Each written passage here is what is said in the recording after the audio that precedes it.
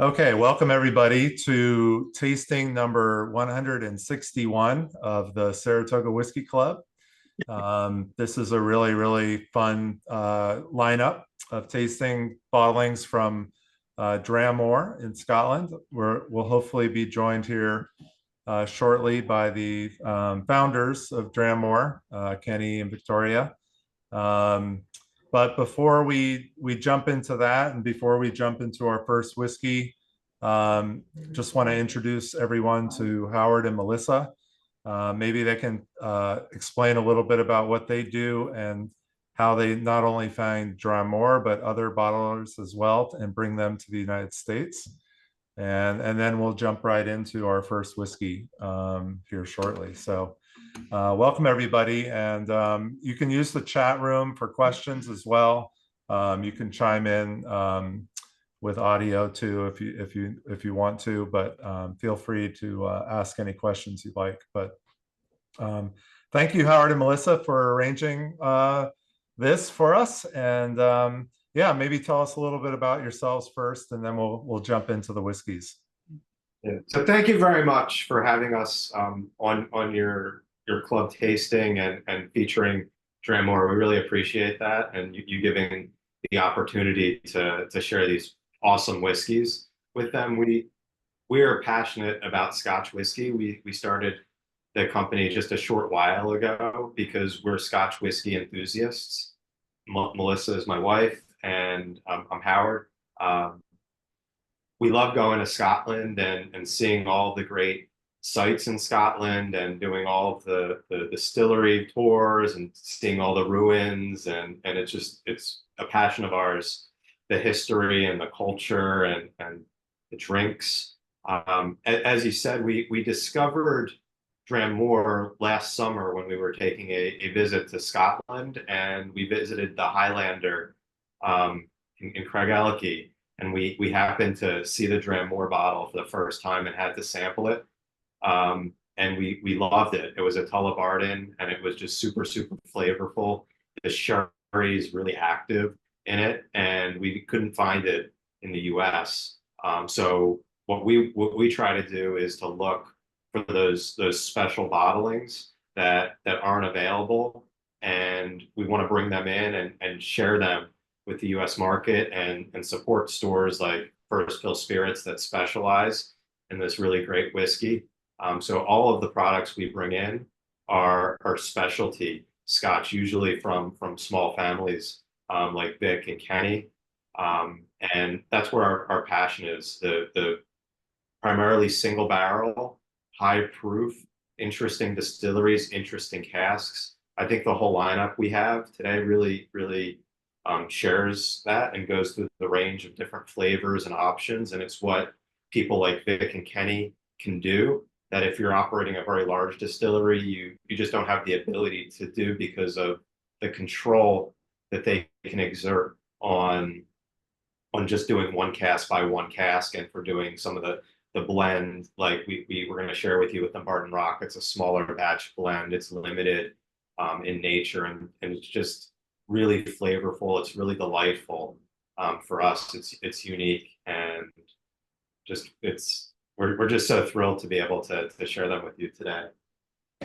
Well, thank you. Yeah, no, we're excited to taste through these, and we might need Holly to become our guide through some of these whiskeys today. It looks like, but we'll see. We're still working on it. It has WhatsApp me that she is getting online. Yeah. Oh, okay. All right. Great. Yeah.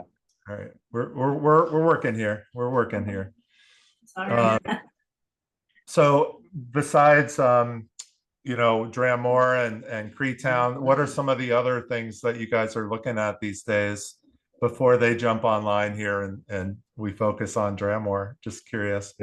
So we are working to bring in a couple boutique distilleries in the fall. So we have one distillery that's Holyrood Distillery that's based in Edinburgh, and we like them because of their ethos of doing things experimental and in smaller quantities. And then we also will be bringing in Annandale, and we love them too because they do primarily single barrels. Okay. And so they do cash strength, single barrel. They have a really great wood program where it's not just X bourbon barrel. They're able to say which type of bourbon, what was the mash bill. And so those are our kind of people. That's what we want to see.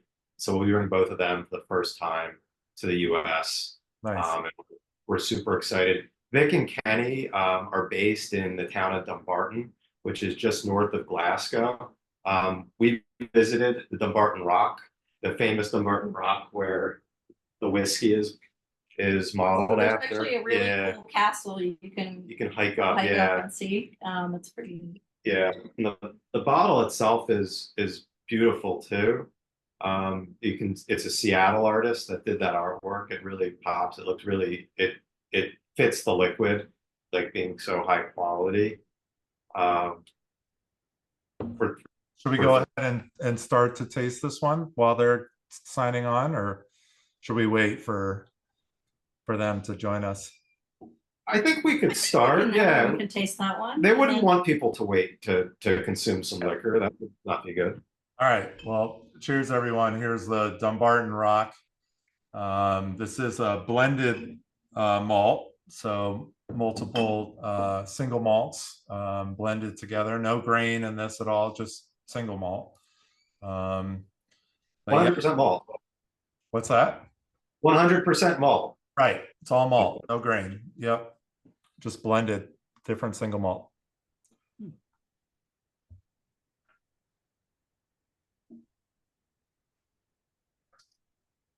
One question I have when Vic and Kenny join us is, did they use any sherry casks in this? Because when Melissa did blind tastings with me, because for fun at the Sachs household, Melissa will pick 3 or 4 drams, and I'll have to taste them blind and try to figure out what's going on.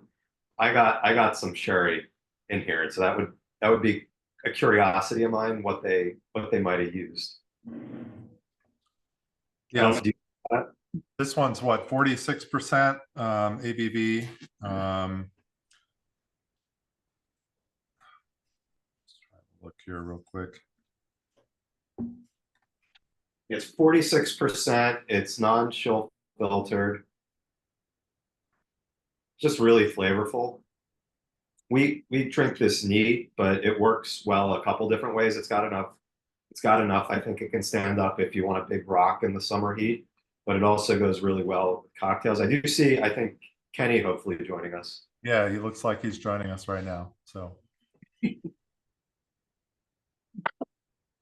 hello, Kenny. Hello. Can you hear me? Yes, we can hear you. Happy days. I apologise for my incredibly slovenly timekeeping. I thought it's 5 hours. I did a horrible miscalculation on what 7 p.m. Eastern time would be. And I thought we were starting at 1 o'clock and not 12. So my apologies, but better late than never. No problem whatsoever. Welcome, Kenny. We're the Saratoga Whiskey Club, and this is our 161st tasting as a club, and we're focusing on your whiskeys tonight. So thank you so much for joining us. I know it's very late at night there, and we really appreciate you staying up and being with us tonight. But not at all. It's entirely our fault for putting Scotland in the wrong place. That's no problem. So we already did a little introduction with Melissa and Howard on why they chose to bring in your bottlings, but we'd love to know a little bit of the story behind how Dram Mor started, and we've already just started sipping the Dumbarton Rock as well. So however you want to go about maybe introducing the brand, yourself, Vic as well, and everything, just let us know, and we're in your hands. Yeah, no problem at all. So hello everybody. As you'll know by now, my name is Kenny MacDonald. I'm one of the co-founders and the less acceptable face of Dram Mor. We started off basically 2013, but we started as export agents. So we would open up new markets, but only working with independent Scotch whisky distillers, so not the big boys. And our first big kind of client was Ian MacLeod, so it would be Glenturret, Tamdhu, Smokehead, even Edinburgh Gin. And, you know, before long, word got out of what we were doing it well. And we ended up with people like Aaron Distillers, Ween's Malts, Speyside Distillers, numerous different people coming and saying, look, we see what you've done for these guys. Can you do it for us? So that was great. But the big thing that really kind of changed my perspective was a conversation with one of the sales directors at Ian MacLeod's, who said, look, I've got a proposition for you. I said, yeah, fire away. And his exact words were, how would you like to travel the world drinking whiskey with interesting people, and I'll pay you for it? Now, obviously, I just burst out laughing. But when I calmed down, I said, can you say that again? And he did. I said, okay, well, I'll have to think about that. Yes, I'll do it. I didn't think long. So I spent about 8 years working freelance as a European brand ambassador for Ian MacLeod's. It meant that I got to know every distributor, every whisky club, every whisky festival organiser, you name it. I know them in Europe. And as someone who's opening up markets for people, once they're open, you're kind of surplus to requirements. So it was always a finite project. So we always knew we were going to move on to something else. And at the time, we had a couple of independent bottlers as clients. I wouldn't name them, but I wasn't that impressed with what they were doing. And I said to Victoria, we could do better than this. Now, you don't say that to her. The minute you do, you're in trouble, because she goes, okay, prove it, do it. You know, there's none of this talking the talk without walking the walk. So, yeah, we started bottling just before the pandemic. It was proper comedy timing. First ones came out November 2019. The world falls off its axis March 2020. But funnily enough, it was, and you never like to look at that period of time for anyone benefiting, but actually for the whisky industry, it did benefit us, because there were people now sitting at home on a furlough wage. They had no workplace to go to at 8 a.m. in the morning. They had no bars, no restaurants, no holidays, no nothing. So suddenly having a really good quality scotch on a school night was okay. And that's really where it's propelled from there on. The real key, and it's absolute, is if you give people quality, they'll keep coming back to you. And that's exactly what we've done. And by the time people learned what we were putting in the bottle, the quality of the spirits that we're using and the quality of the oak that we're using, you very, very quickly develop a fan base. And thankfully, that's where we've been from there till now. And it certainly doesn't look like it's going to slow down anytime soon, he says. But yeah, so that's pretty much where we are, folks. Yeah, no, that's great. You know, I remember seeing your bottlings in Scotland as well before Howard and Melissa brought them here to the US, and we were able to taste some of those, and they were pretty great. So we're very excited to have them now here. And this is our second round, I think, of Dram Mor bottlings that we've had in the shop. So first round went really fast, and I'm sure the second round will go just as quickly as well. So Dumbarton Rock, what is this? What are we drinking here? So this was something that's pretty new to all of you, I would assume. It's normally, under normal circumstances, I would be sitting with a glass sharing a dram with you, but I've got to drive to get to a meeting tomorrow morning, and at this time of day, it's not a good idea. So I'm sitting with a glass of water, unfortunately, tonight. This is our first ever venture into something different. This is not a single malt, this is a blended malt. So what we've done here is we've taken 5 different single malt whiskies, brought them together, 4 of which are Speyside, 1 Highland. Of the 4 Speyside, 1 is a very big, heavy sherry. Everything else is bourbon maturation.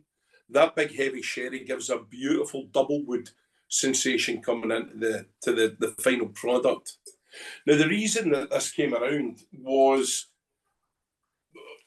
I spend just about every weekend in life at a different whiskey festival, whether it's in Scotland, whether it's in Germany, whether it's in Poland, wherever I may be.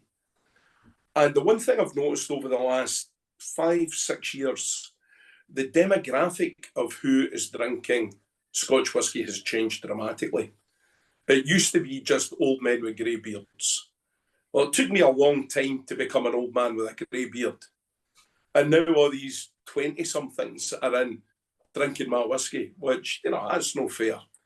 But that generation are a much more educated generation of consumers than certainly my generation ever were. They want to know the sustainability. They want to know the carbon footprint behind your whiskey. They want to know the quality. They want to know every aspect of what they're drinking and what they're eating. And it makes life for us much easier because they're already pretty well educated. But they're also much more adventurous than my generation ever were. If we were drinking a whiskey, the only thing you would put in it is more whiskey. Whereas the younger generation are growing up in very much a resurgence of cocktail culture. And one night they might want a straight dram, the next night an old-fashioned, the next night they might want a whiskey sour. That's all great. And I love the fact that they're being as adventurous and expansive as they are. But if you've just spent over £100 on a really good single cask whiskey, you're not going to throw an egg white into it. I certainly hope not, anyway. So what I wanted to do was develop a much more affordable dram that drank like a single malt, but it cost much less, which meant they were able to play with it. And the one thing I always found was when the youngsters were mixing with spirits, they would buy cheaper quality spirit. And that's no good. It just gives you a cheaper quality drink. And I've always said to them, if a drink is not good enough to drink in its own, it's not good enough to drink, period. So even though they're going to mix with it, it has to be good enough to be able to be drank on its own. So it took us about 18 months to develop Dumbarton Rock. The first run sold out in under a year with no marketing budget whatsoever. A completely unknown entity, and it went like this.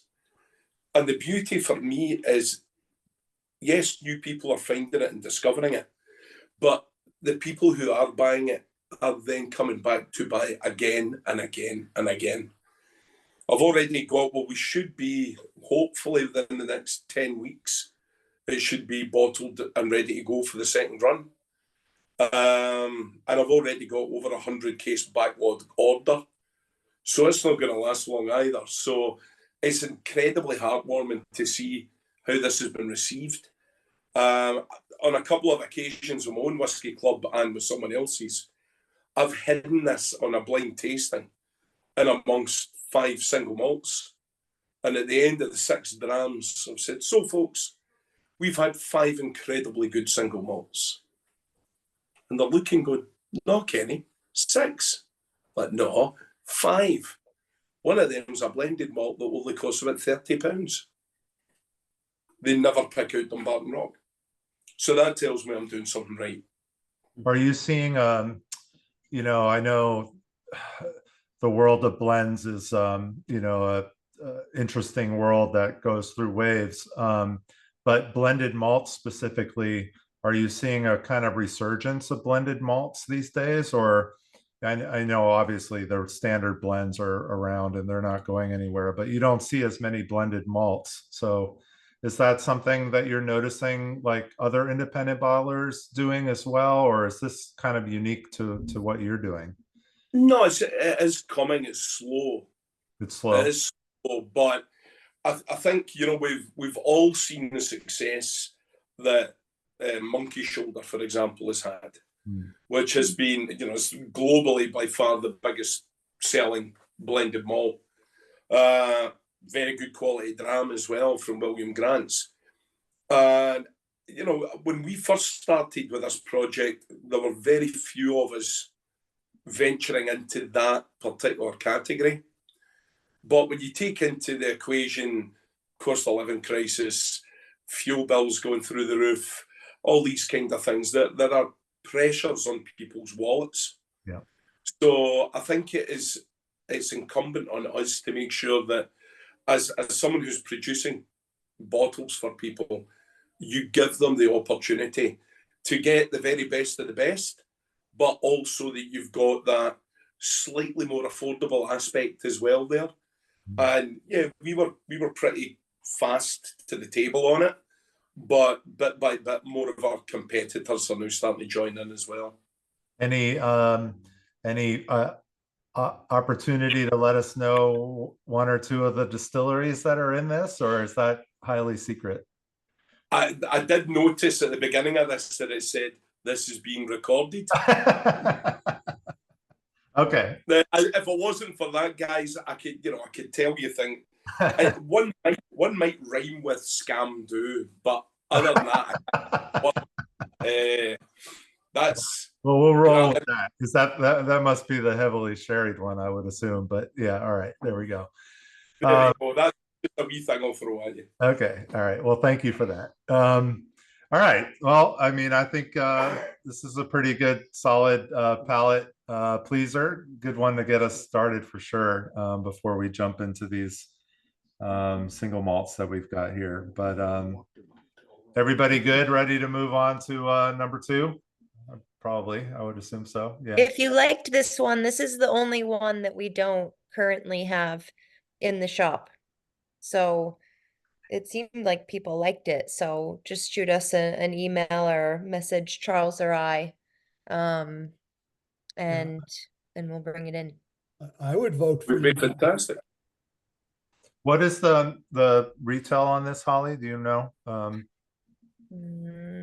If he said 30 pounds, so maybe like 45.99. I'm really guessing, but Yeah. probably 50 or below. Yeah. I would think on the shelf. Yeah. No, it's a great whiskey to have on hand for sure.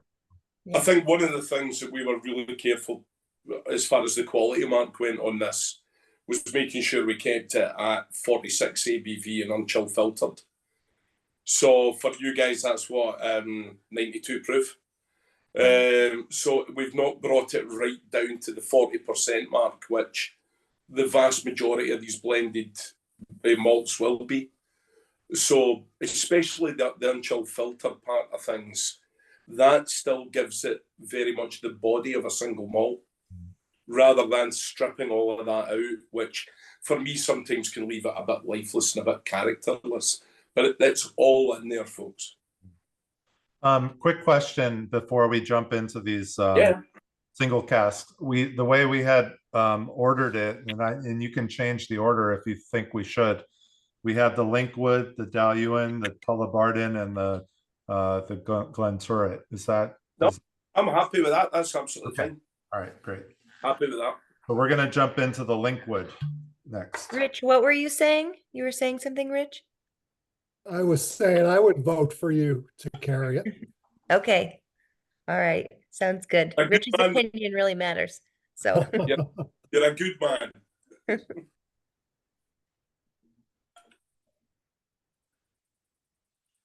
Okay, so the Linkwood we have here is single cask, only 243 bottles, 56.8% ABV, 10-year-old. And this is finished in first fill bourbon barrels. Yeah, the bourbon in this is a Buffalo Trace cask. So it's very much, it's one of the things that you'll actually find very few bottlers will class a bourbon cask as a finish. It will just say bourbon. But for the vast majority of casks that all of us in the industry will buy, we're going to get these in second, sometimes even third refill bourbon casks. So the spirit is exceptionally good, but the oak is really weak. So it's then my job to look at that spirit and say, okay, this has got to go into this cask for this long. This spirit, this cask for this long. and you build up a flavour profile. Now, with this particular Linkwood, 100% bourbon was the right way to go for this. But the cask it was in was weak, second refill. So we took that and we've laid that down into a first fill Buffalo Trace cask. This one for about 9 months. And then that really reinvigorates that gorgeous vanilla element coming back into play. It complements the spirit. But the one thing we've always got to be careful with is we don't let the oak go too far. The way I've always looked at it is if the spirit is the performer, the oak is the costume it wears. If the costume fits that performer perfectly, it will go on stage and give the performance of a life. If the costume doesn't fit or is uncomfortable, it's going to affect the performance. So I've got to make sure that oak is perfect for that spirit. If we do that, it's going to work all day long. But the one thing we can never have, no one would ever go to a performance to look at the costume. It shouldn't always be about the oak. It's got to be about the spirit. And it's just getting that fine balance. And with this Linkwood, I think we've pretty much nailed it. Yeah, this is definitely,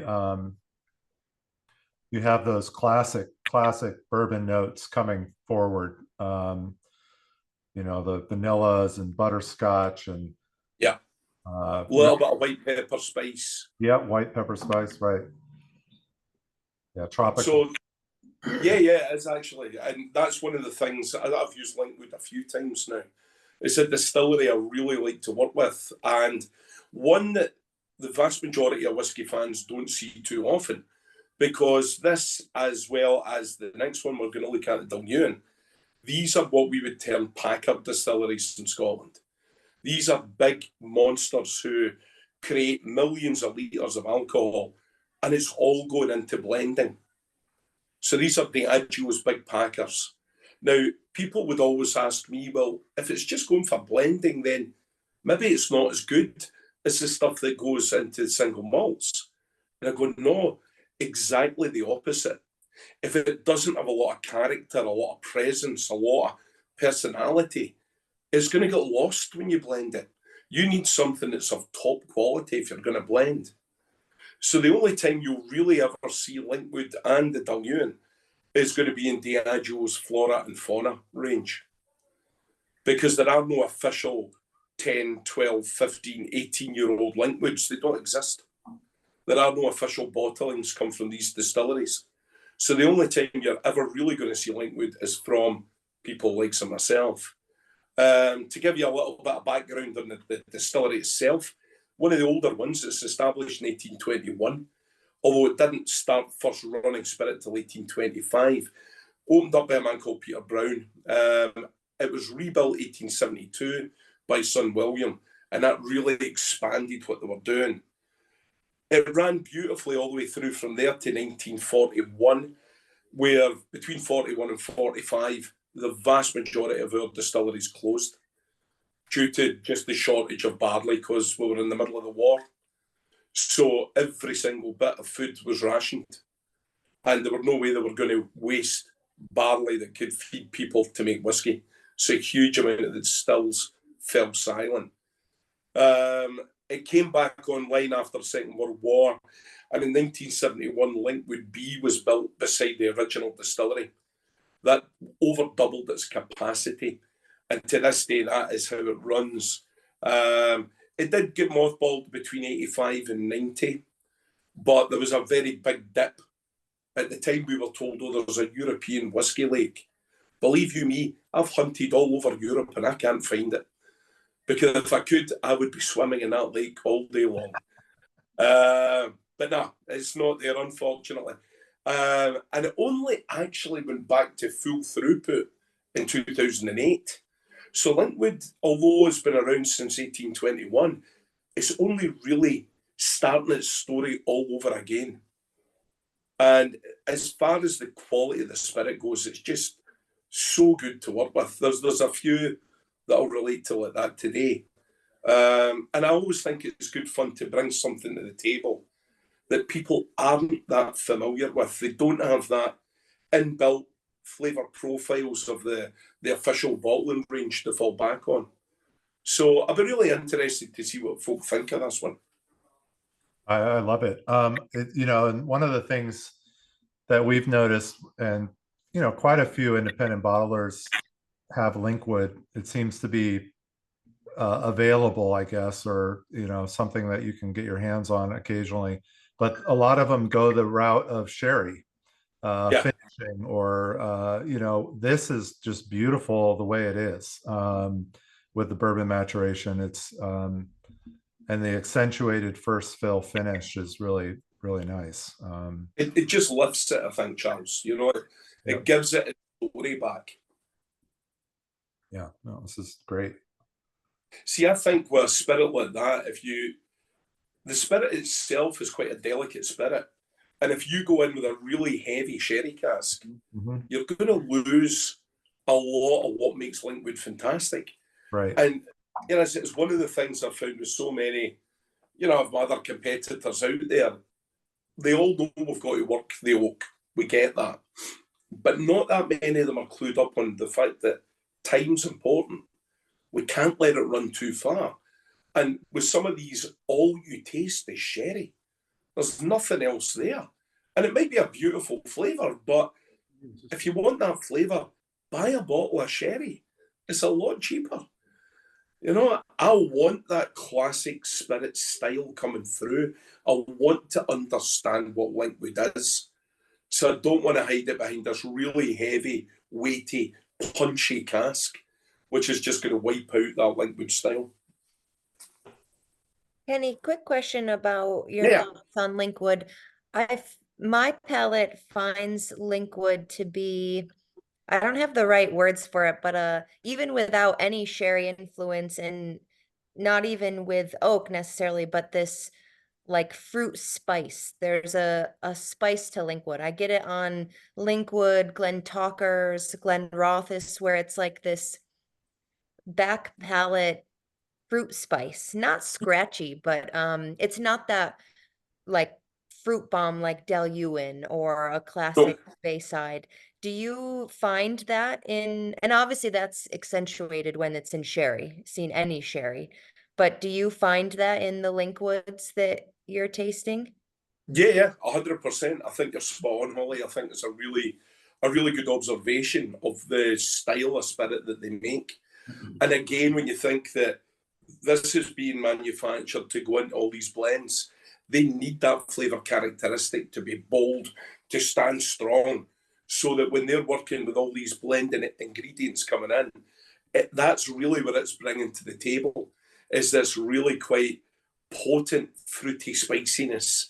It's that kind of, I don't know, like cloved apples or something like that in there. You know, I wish I was able to have a glass in front of me, because then I could really delve into it, and I love doing that and dissecting the dram wells we're talking.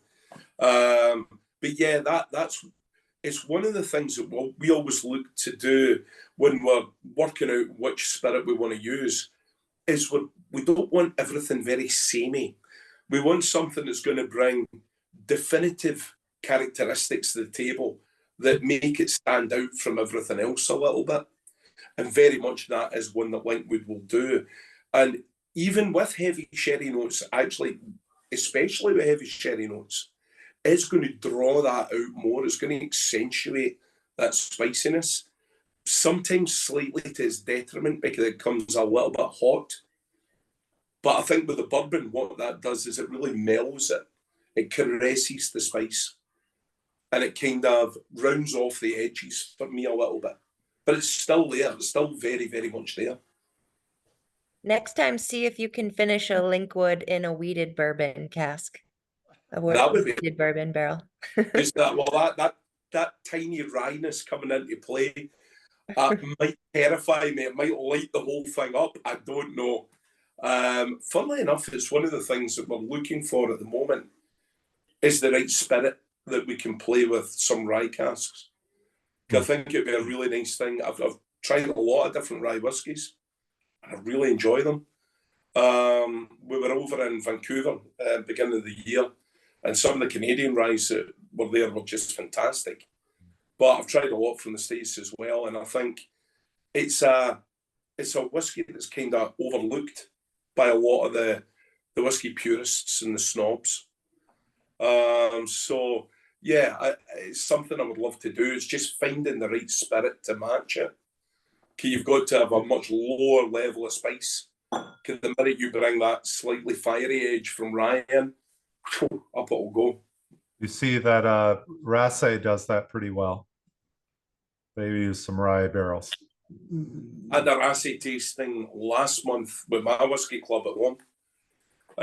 And it was sublime. And we did try one of the rye barrels. Yeah. And it was a single cask. And it was sublime. Yeah. It was just a blank bottle that they'd drawn from the cask for us. Nice. And brought it down, and it was phenomenal. But Alistair's doing great things up there. Yeah. No, great distillery for sure. All right. So everybody enjoy the Linkwood. I think everybody was pretty much thumbs up on that one. Hard to not be thumbs up on that one. I thought that was delicious. Kim says toasted sweet. Oh no, that was Holly. Oh, what did Kim say? There was musty. Yeah, not super vanilla. I got that. A couple drops of water opens up the nose. Dusty toasted sweet oak, dusty marshmallows. Yeah, there we go. You do get quite a lot of dustiness around it. I think that's a really good observation as well. Yeah. Really tasty. Okay, so we're going to move on to Dailuaine. This is a favorite distillery of quite a few of our Whiskey Club fans. So this one is a 13-year-old, 305 bottles. This one is 54.3% ABV. And this one is finished in first fill Ruby Port Hogshead. So now we're going a little different direction. We are a bit, and this was a bit of a gamble, if I'm honest. Dailuaine is a spirit, it's a very delicate spirit, it's quite easily bruised. So you tend to find if anyone's going to work with portwood with Dailuaine, they're going to go to tawny port. Tawny port is going to be much more gentle, it's much more forgiving on the spirit. And knowing that, I decided to go for Ruby Port because I wanted something different from what anyone else had done. This is a really short finish. It's only 4 months in Ruby Port. But with that first fill port hogshead, it's a very active oak.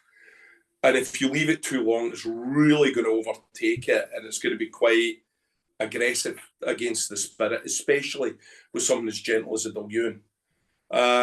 I loved this dram. I'm a big sucker for portwood anyway, providing it's dealt with gently. But what this has brought in for me, it got, I don't know if you've got it in the States, but we've got a kind of cake, a pie called Bakewell Tart. And that cherry Bakewell note really came into play. It's almond, fondant almond notes coming in, which I adore. On the nose, it was very it was quite oaky. Fresh cut hay was the thing I always got. It was quite a fresh, lightly citric nose. There was a zing in there, but it wasn't aggressive in any way. And it wasn't the sweetness that you would normally expect of something that's had a big exposure to portwood, which is going to be that sticky sweet note.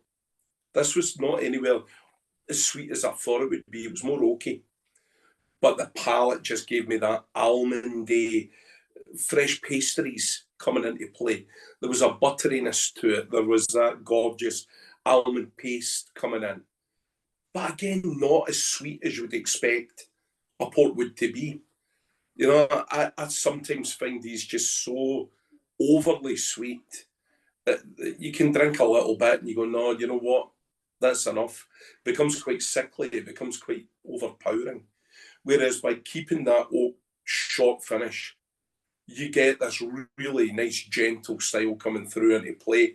Very much still putting the Dailuaine spirit first and the oak coming in behind it, rather than that huge bang of portwood, which is going to wipe out the Dailuaine altogether.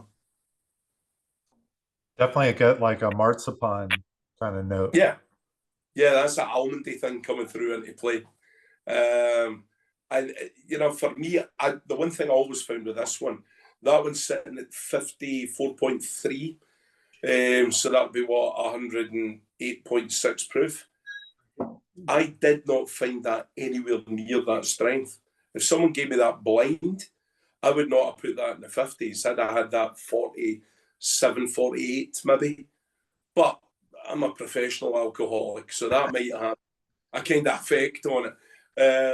But yeah, I just found this a very delicate, gentle, very easy drinking dram, which, you know, I think in 13 years, the spirit will have softened, the spirit will have matured.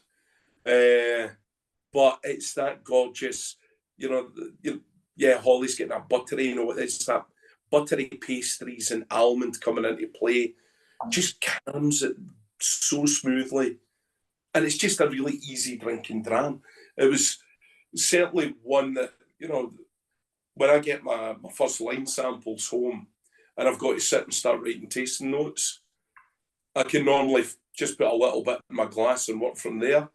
For some odd reason, I had to keep topping this glass up because I kept going, I've just got to keep working on these notes. It's too damn good. I've just got to keep going with it. I'm happy with it. Kenny, how do you source finishing casks? Because are you buying a couple at a time? Are people selling, or is that through brokers or? What we'll do is we're lucky where, and this is all Victoria's work, not mine. Victoria has worked tirelessly sourcing from Portugal, from Spain, working with really small wine producers in France and Italy to get really good quality oak. We can go to Speyside Cooperage, who will have just about everything that you need, but it's not the same quality as when you're getting it from a small bodega in Spain or you're getting it from a small port producer. So it's one company that we use for both the Spanish and Portuguese side in Portugal, who will source directly from us, for us. And we'll only be bringing maybe between 5 and 10 casks at a time over. It's not a lot, because I don't want these lying about drying, and I don't want spirit in it for too long. Once I've used that cask and it's now become a first refill, then I can lay down something for the long term in it, because I've taken that extreme measure out of it. That big punchiness has come out of the oak. It's a much more gentle creature now. So you can afford to finish for a year and a half in that, rather than the 4 months that this one had. But if you're sourcing incredibly good quality oak, then the chances are the result is going to be a much, much better result than if you go for the off-the-shelf kind of stuff that you can get. But it's expensive, Holly. It's not cheap. You know, it's if you want good stuff, you've got to pay for it. And the nonsense that is Brexit and stuff like that has made life harder too. Because when it was all the European Union, it just came as freedom of movement. It was no problem. Whereas now we've got a plethora of paperwork to fill out and different customs things to go through, and beyond stupid. But hey, we're stuck with it now. If you're not reading the chat, Kim had suggested adding some water to this, or she said she liked it better with water. I added a couple of drops myself. It's a beautiful dram with a couple of drops of water as well. It really opens up nicely. The mouthfeel to me even increases, which is quite unusual when you're adding water, but really, really beautiful dram. I don't know if I've ever had a Dailuaine in ruby port before, so this is kind of a new territory for me. I think it works really well. This is in fairness, Charles, only an idiot would put a Dailuaine in ruby port. So thankfully, Dram Mor have got their own inbuilt idiot. Well, normally the key was that you said short period of time, right? So yeah, that's the key. Months is you know, going to give it enough, but it's not going to overwhelm it. And yeah, you're good to go at that stage. So You have to do that. If you leave it longer, you're just going to lose everything that Dailuaine is. It's just going to be obliterated by a much more. how often do you check it if you're really worried about finishing time? Like if a barrel's got a lot of flavor potential and you don't want it to overwhelm it, are you checking it every week? You checking it every few weeks? How often do you? When we first started, that's what I was doing. I was paranoid. And I was checking it as often as is humanly possible. Yeah. A lot's changed since COVID, where it's the warehouse is working very different ways now. It's a much more closed shop, and it's become much more expensive. We're still currently working through third-party warehouses. That should change this year, where it heads our terms now for a piece of land for our own warehouse. And once I've got that warehouse, I can check it on a daily basis.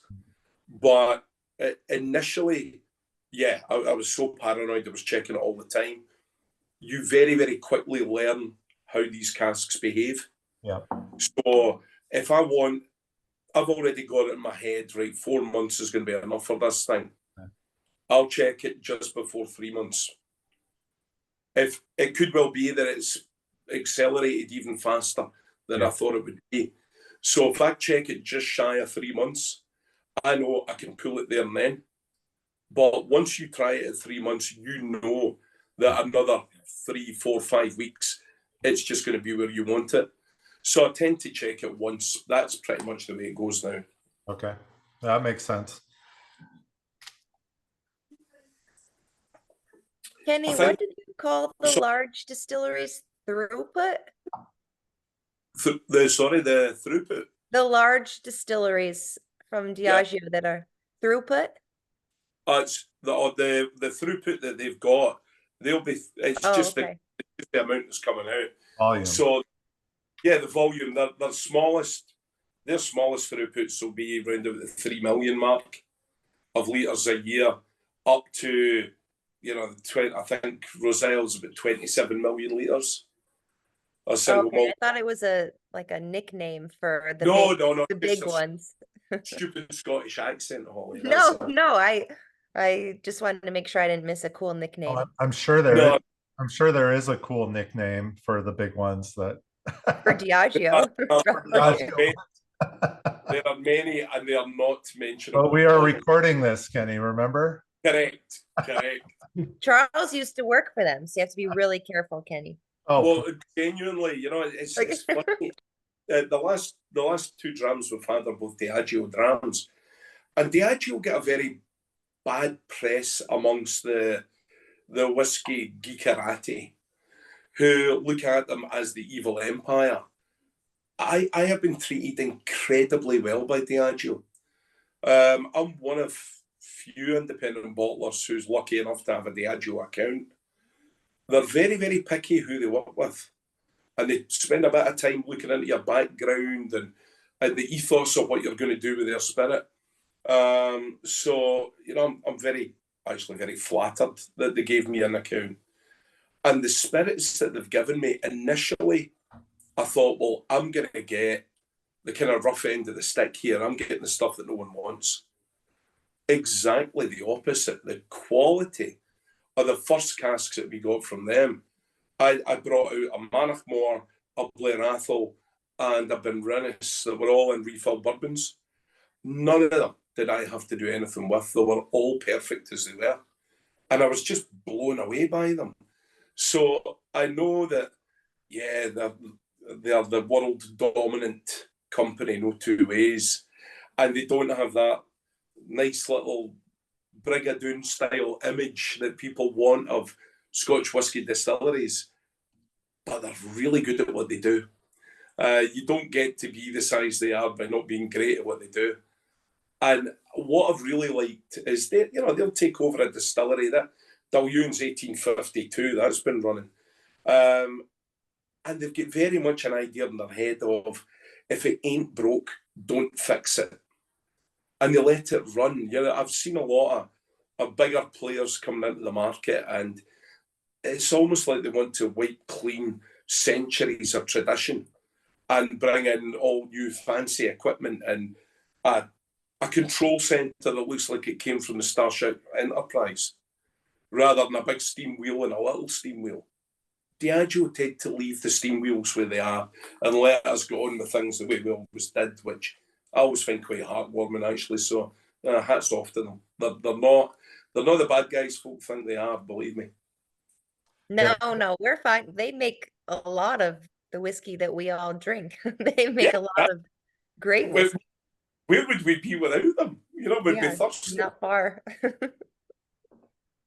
All right. Enough of this Diageo talk. Yes, moving on. It's not why we're here. I mean, come on. I'm just kidding. All right, so we're going to move on to dram number 4 of the evening. This is the Tullibardine 8-year. This is 233 bottles. This one is 57.4% ABV.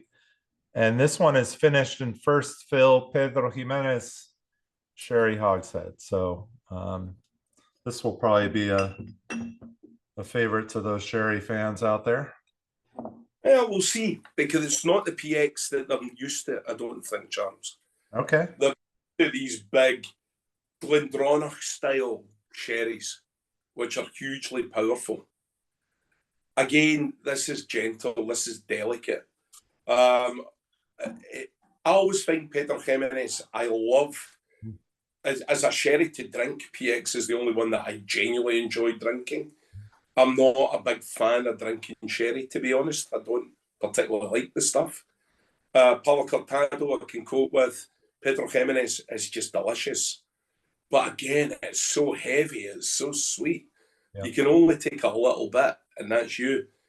And that's the way I've always looked at how you should approach it with the spirit as well. Just give it a little bit and the spirit will love it. Give it too much and the spirit will just become sick of it. So with this again was only 3 months. It's a really short finish in PX, which is normally what I would do if I was using a wine barrique. But this, we got this so fast, it was still dripping wet when it came in, and the smell for the cask was stunning. And I thought, wow, this is going to give me a turnaround like that. And it did. Tullibardine is a spirit. You know, I always say to people, you know, I'm going to say a sentence that's never been heard in the whiskey world ever, and it's, "Oh, great, a new Tullibardine." Nobody gets excited when there's a new Tullibardine. It's a distillery that runs so far below the radar. Nobody's interested in it.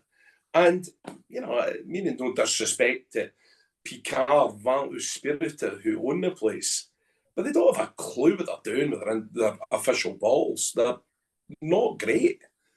So it really turns people away from Tullibardine. Yeah, 57.4, yeah. And I've found that not only is it an excellent spirit, it's a really flexible spirit as well. And it's one of these ones that you can take in so many different directions.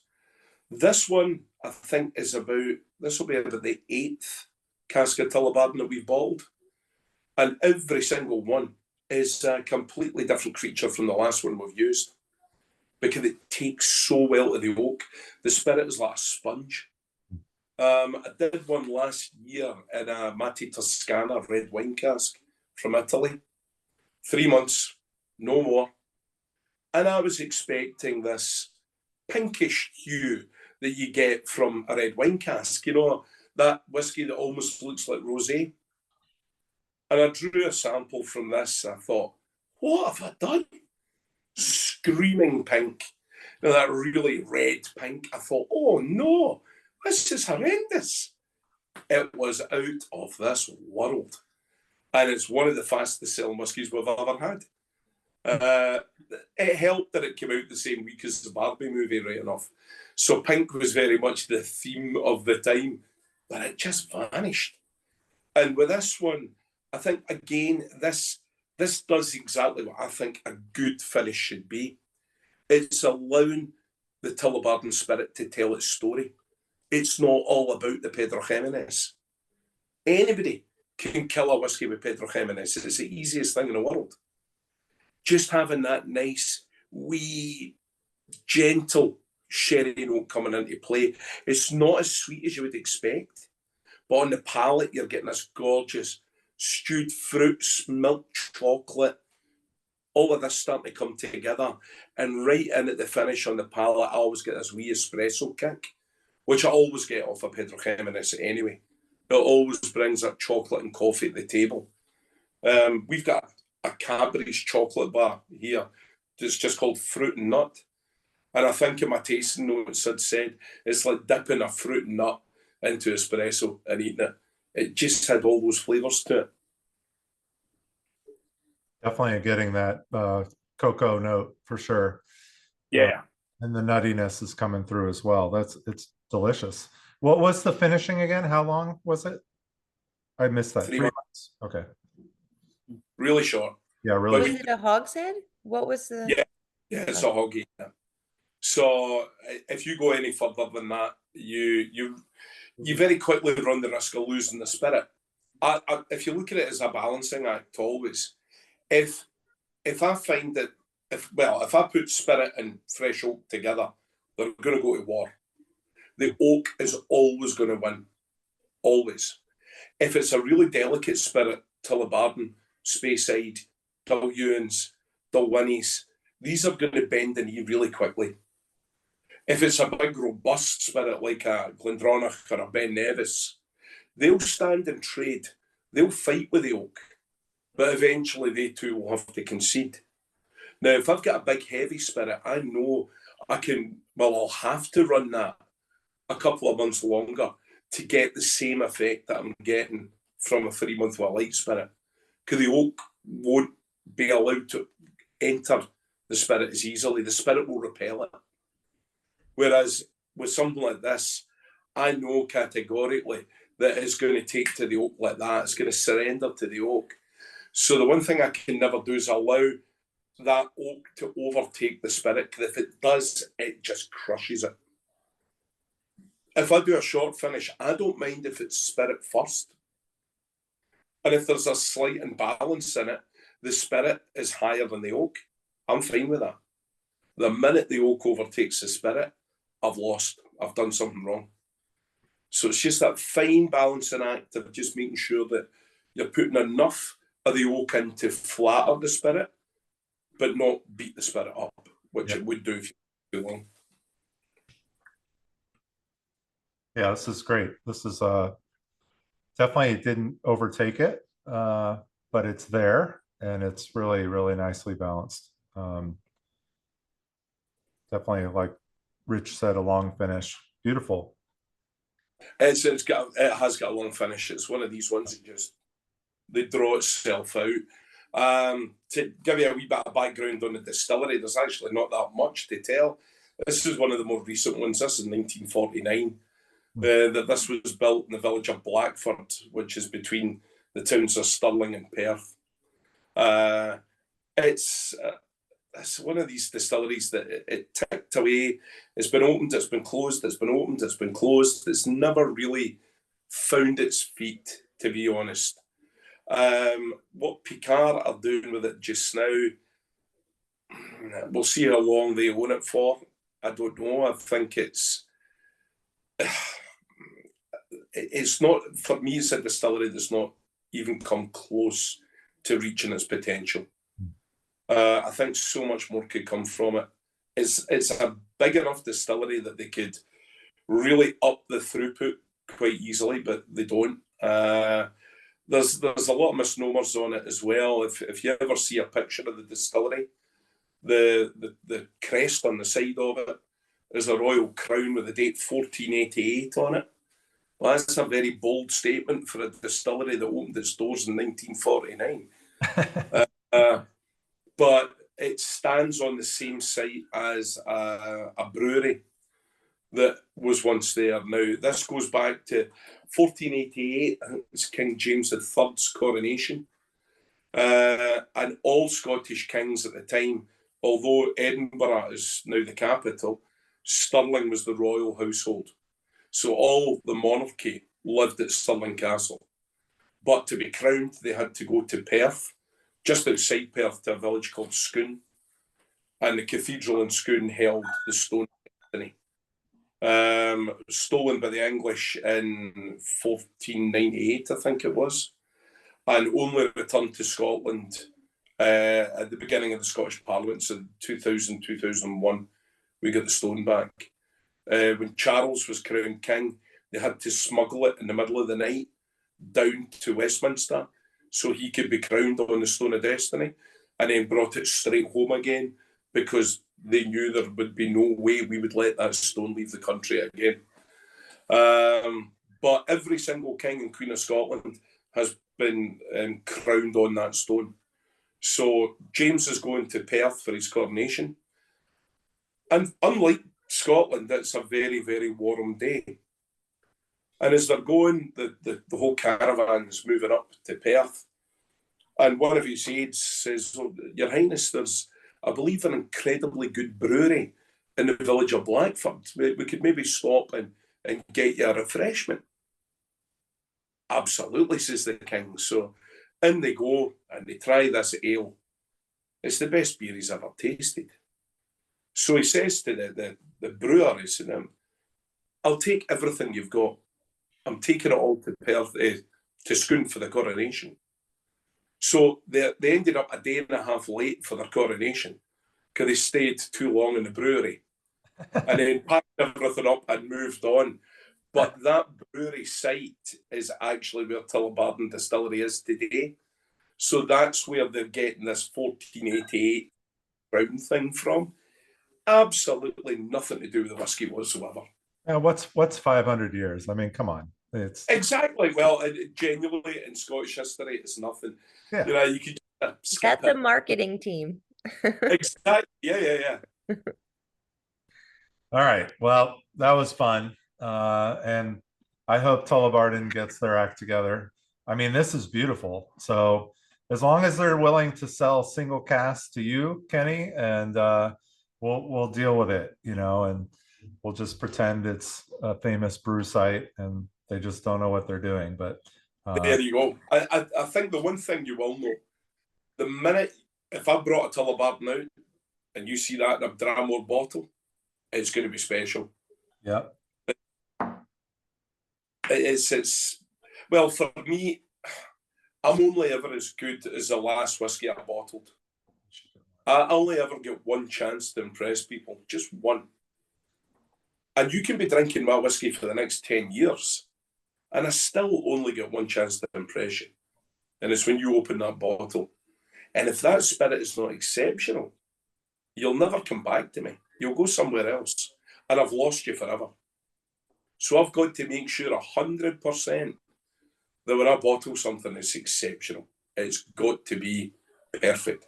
It's not always going to be your taste. I can't do that.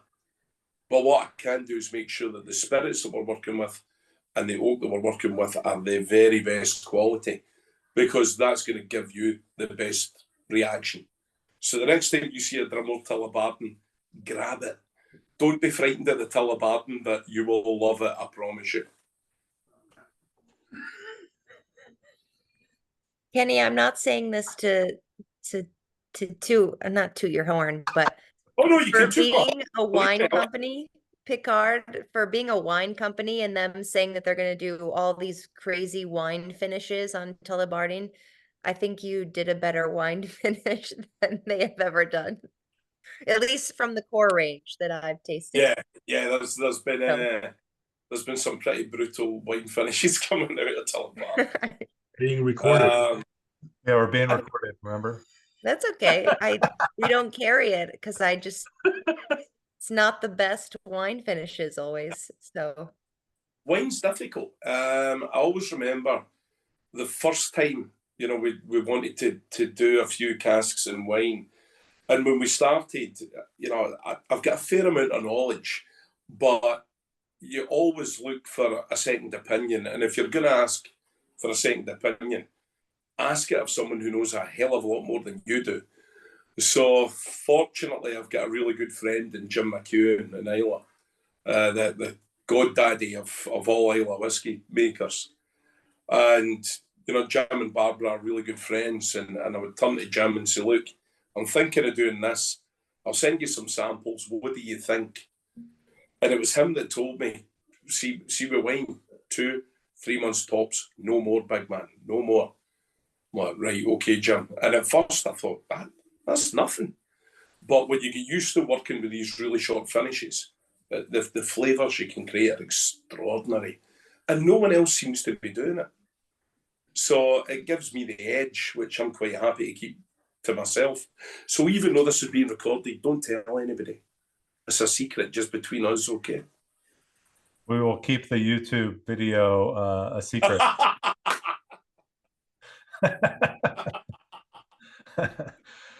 All right. Well, on that note, we are going to move on to our last Dram Mor of the night. We are going down the peated road, I believe, with this last expression here. This is the Ruadh Mor. I don't know if I'm saying that right, but it's the Ruadh Mor, something like that. Ruadh Mor. Ruadh Mor. In the Gaelic, we don't have a letter Y. Okay. In our alphabet, we don't. There's a lot. We've only got 20 letters. Okay. So you've got to use different consonant blends to make different letters. So D and Y make A. Okay. So Ruadh Mor. Ruadh Mor in the Gaelic would mean the red. So this is Glenturret. A lot of you've heard of or even been to Glenturret before. This is a 12-year-old, 272 bottles. This is 56.4% ABV. And this is also finished in a first fill bourbon hogshead, similarly to the, well, actually it wasn't a hogshead, the Linkwood, but yeah, so this is first fill bourbon hogshead finish.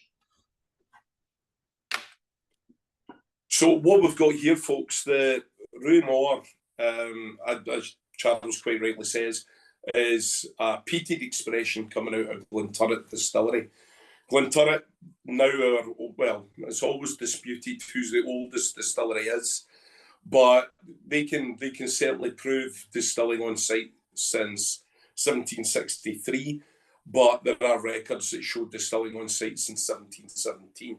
So you've got well in excess of 300 years of distillation on the one site. Classically, Glenturret do not peat their whiskies. It's a very clean, very fresh spirit that they make. But for a short period of each year, they will make Ruadh Mor. Now, for those of you who are peat fans out there, you will be very, very familiar with the big Islay peat giants, the Lagavulins, the Laphroigs, Arbegs, Cullilas, Kilcommons, all of these things bringing punchy, smoky, but very medicinal notes into your whiskey. There's very, very high phenol element in the whiskies. And that comes from the sphagnum moss that grows in Islay. It's very rich in iodine. So when that decays and goes into the ground, it takes that iodine with it. And that in turn is transferred into the peat. When we burn the peat to smoke the barley, it's released and we get that medicinal note coming into the barley. So we've got it from there on in. You know, we'll always get the people who are not used to these flavours referring to them as TCP or elastoplast or all of these charming terms for what is actually delicious. But if you go to Crieff, where Glenturret is situated, the foliage is completely different. It's deciduous trees, it's ferns, it's heather flower. All of that then decomposes and becomes peat in that area. It doesn't bring that really rich phenol note to the table. So with this, what I always get is initially a beautiful sweetness, but then a savoury note comes into play. And for me, it's really thick cut bacon that's done on the grill outside, and then just a dribble of maple syrup over it. And that sweetness comes rushing back into play. But all the time, you're getting this rolling bonfire smoke coming at you. It's just a thing of beauty. And I always find that for someone who maybe is a little bit nervous about the peated side of whiskey, this is a great place to come from, because you can try something that's a much more delicate, more gentle smokiness, that you would get at these big hitting islands.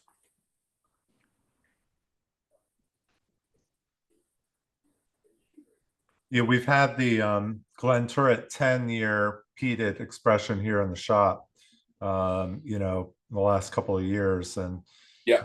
you know, we love Highland peat. It's such a different flavor profile than the Isla or coastal peat that we're used to with a lot of our whiskeys. But that kind of bacon note that you mentioned is right on. It's right there. And you know, the bourbon barrel for me is bringing through some of that citrus note as well, kind of a lemony citrus note for my palate. Yeah, this could be a good one. Vinny suggested a little bit of water. This could be fun to add a little bit of water as well at 56%. I think I always find it's not a hard and fast rule. There's no real science to it.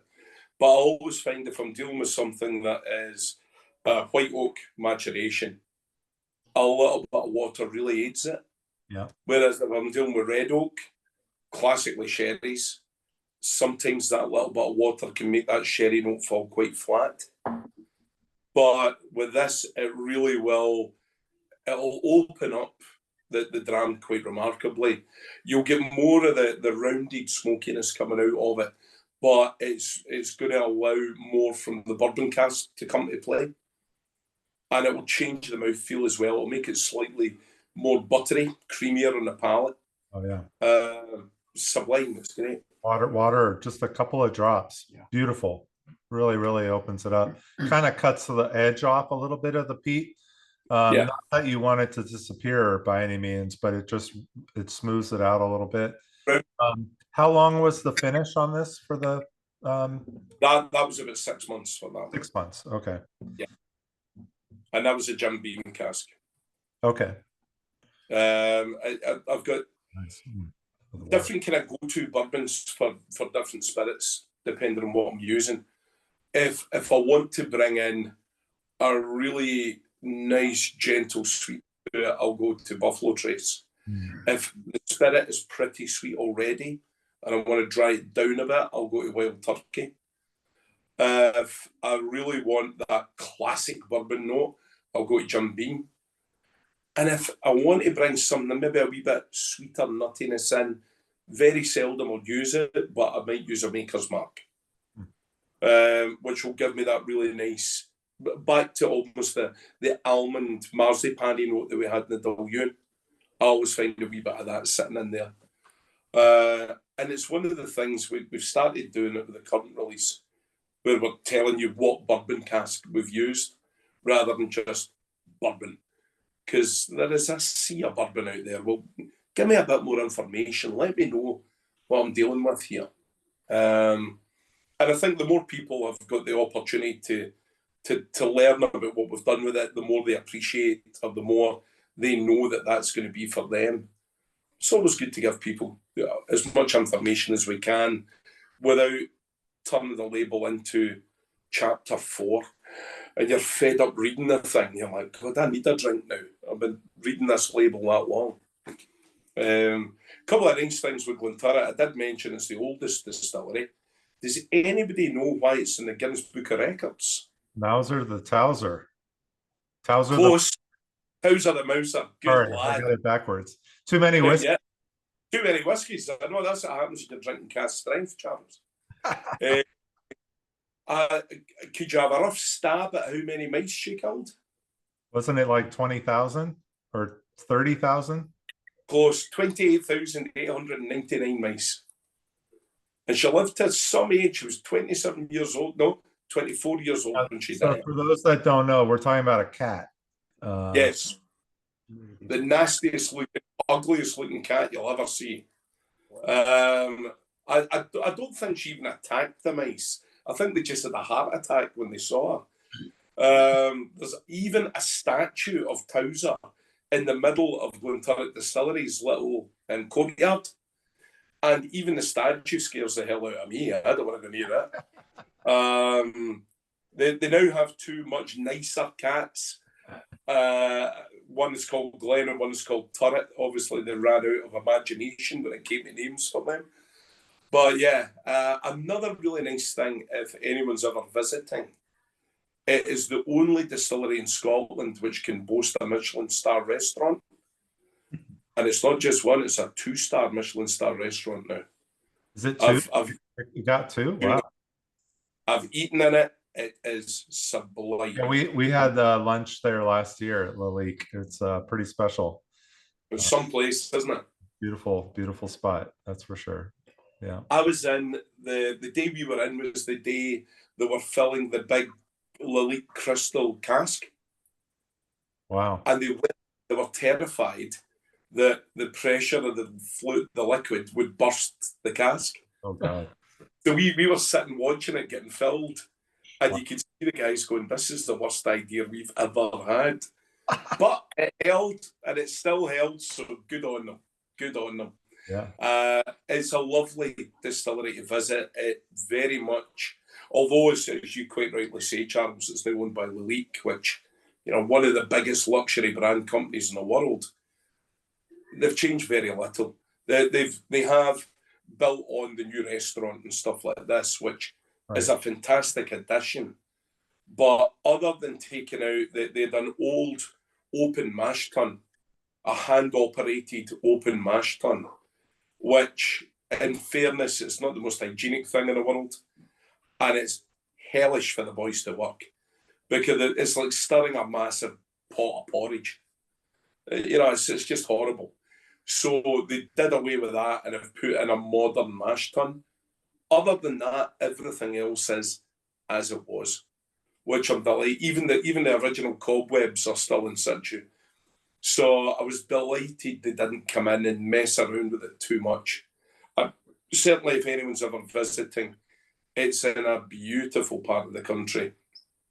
Little village called Crieff, right in the middle of Perthshire.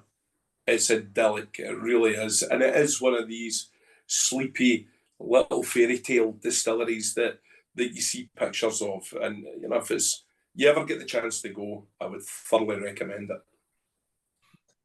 Sounds good. All right. So we've had some people here with their kind of favorites so far. We have Tullibardine seems to be the fan favorite so far. And the Glenturret did pretty well as well, looks like, and Dailuaine. So yeah, it seems like you know, we've got some good consistency here. Linkwood. All right, there we go. Second, I really love that Linkwood. I thought the bourbon, bourbon was amazing on that. Because again, not totally normal, not what you get from a lot of Linkwoods. That was great. And again, you know, we all have our flavor profile preferences. Holly, I know, is an ex-bourbon fan, especially second fill. I tend to lean that way as well, even though if it's a nice peated whiskey, I don't mind some red fruit with that too. But that Linkwood was pretty great. But yeah, I could understand why the Tullibardine is a lot of people's favorite. That was a pretty great PX release without it being overly PX, like you said. So yeah, I think if we continue to, you know, bring out subtlety in the whiskey, I think it's so much more enjoyable than these massive domineering flavors. I've actually, you know, one of the things I'll do a lot when we're at big festivals, we've got to run a lot of master classes. And I've actually started having to ask people before I start. I do a kind of wee check. I say, ladies and gentlemen, just before we start, can I just ask, is there anyone in the room with a heart condition? And if everyone says no, then I'm quite happy and we move on. I say, well, you'll find out later on. So we get to the bit where I want to talk about, you know, overly sherried whiskies and things. And you know, the first time I've got a sherry expression on the table, here goes the story, and we'll start talking about the marriage between the spirit and the oak. And I'll always say to them, you know, these things, they don't taste of sherry. They taste of and at the top of my voice, and believe you me, I've got a voice, and I belt out, "Sherry!" I was doing this in Germany, in Nuremberg, and we had, the room only held 26 people. So, of course, I've got 38 people. I've got folks sitting on the floor. It's ridiculous. And there's a big lad at the back of the room, Peter, who I know really well. And he's in the back row, and he's leaning on two legs of his chair up against the wall. And as I screamed, "Sherry," he sprung back, banged his head on the wall. The back two legs of his chair buckled, and he just slid down out of sight really slowly. It was the best thing I have ever seen. I was so happy. But that's the way it goes. They're killing the whiskey with these casks. Yeah. Be respectful of the spirit. Be gentle, and you'll get something great back. Yeah. No, I mean, we found, visiting distilleries all over Scotland, not just Scotland, everywhere, where, tasting the new make really says a lot as well, and you don't want to hide what they're making, right? And especially with the sherry, it's easy for that to happen. And it's always nice when you can taste the spirit coming through. You don't want it to taste just like spirit, but that fine balance needs to be there with the oak to make it work. But these are really well timed. Let's put it that way. So you've got your niche of finishing. Kenny, for Europe, what are your top favorite whiskey shows in Europe? There is an absolute belter which will be coming up. So unfortunately, I'm missing it this year. The end of August in Poland, and it's right on the Baltic coast, a town called Jastrzębie Góra, and it's a big open air whiskey festival. It's the height of the Polish summer. You're right over the road from the Baltic Sea. Wow. So we'll have guys. It starts at 10 in the morning. Who needs whiskey at 10 in the morning? But in they come in their droves, and halfway through the day they'll go across the road. They'll go for a swim in the Baltic. It sobers them up like that. And they come back over and they start all over again. It's crazy. It's a mix of whiskey, food. There's a big cigar area. The Poles love their beer, so there's plenty of that. There's live music. It's just brilliant. It's a great show. It's a bit chaotic, but it's great. The really good ones, classy ones, you've got the Highlander, which is in Alkmaar in the Netherlands. And it's a huge old church. Where my stand is, I'm on the tomb of a knight that died in 1420 something. And I always kind of apologise to him when I come in the morning. The poor man's looking up my kilt all day. It can't be a pretty sight. But these little Dutch towns are sublime. They're beautiful canals and windmills, and it's just a beautiful place to go. There's a couple in Germany. There is Whiskey Spring, which is in a town called Schwerzingen.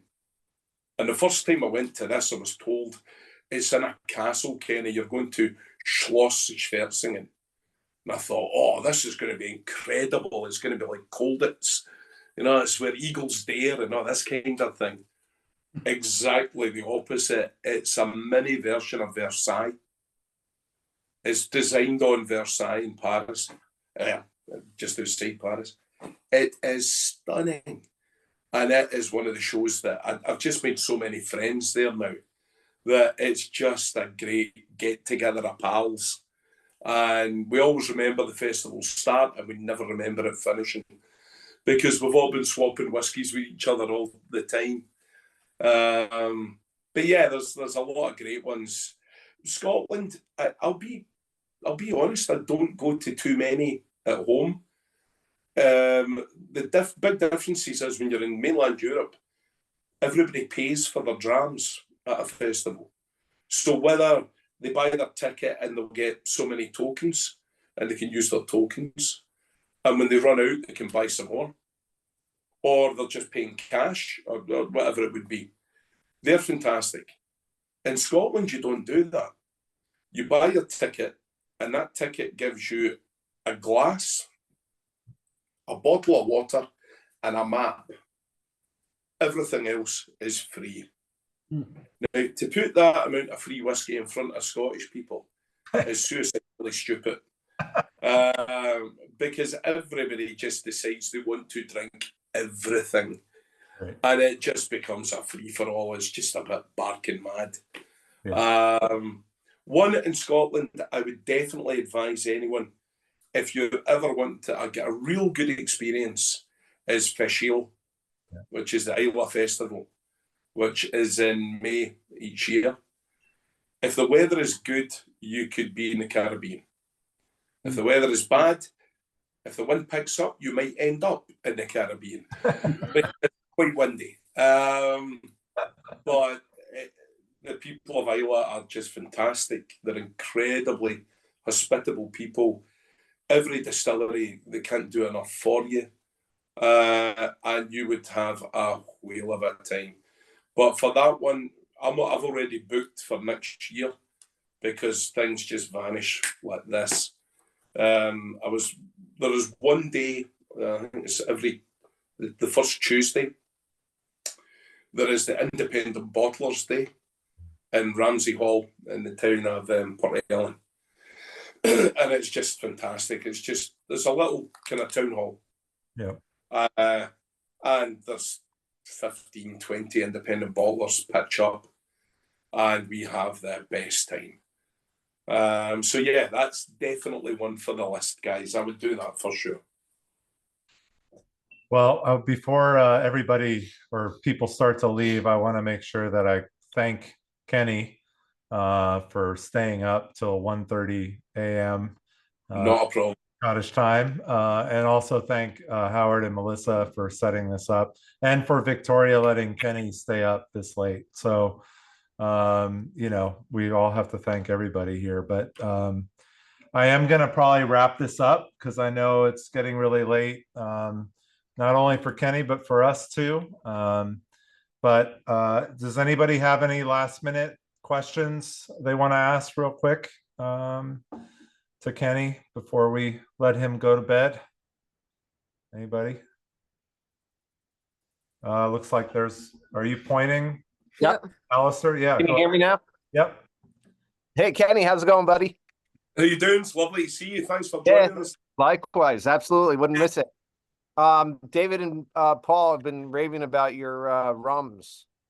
I guess you had a rum tasting in Glasgow, and I wanted to ask, potentially that's an opportunity for you to get that over here as well.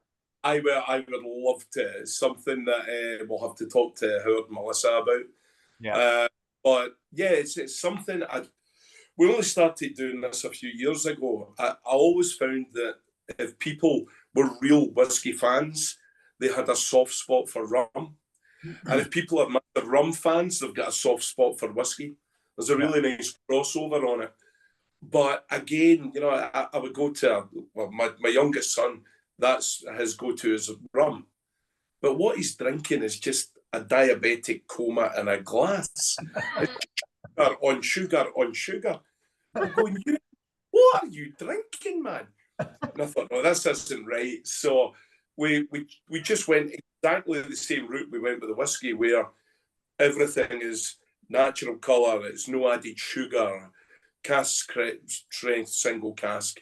So you're getting something which is bespoke, is unique. Again, there's maybe only 230 bottles or whatever, and when it's gone. But it is just the best quality. And when you're pulling it from all over the world, you can get. I had a tasting a couple of weeks ago, and we had a 8-year-old Fiji on it from South Pacific. It is 62% alcohol, and it is the badly behaved child of Dram Mor. It picks you up, it slaps you twice, it puts you down. Oh, thank you. Can you do that again, please? But then you move to the Caribbean, and we had a stunning Angostura from Trinidad, and it was everything that you want of that classic Caribbean rum. I've done a couple of four squares, which, you know, I've had a couple of meetings with Richard Seal over there. And yeah, I love working with rum. It takes me out of my comfort zone as well.